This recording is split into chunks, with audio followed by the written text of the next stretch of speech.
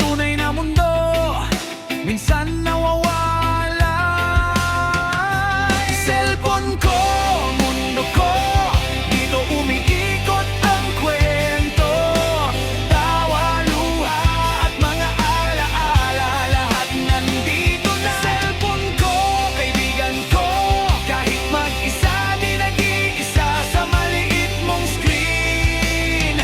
Buong buhay ko ikaw. Pero minsan napapaisip ako, totoo pa ba ang paligid ko? Sa likod ng screen na aking hawak, may mundo pa bang dapat kong yakap?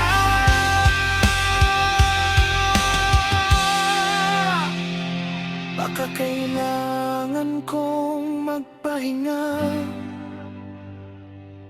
Ilagay ka muna sa bulsa. Cellphone ko,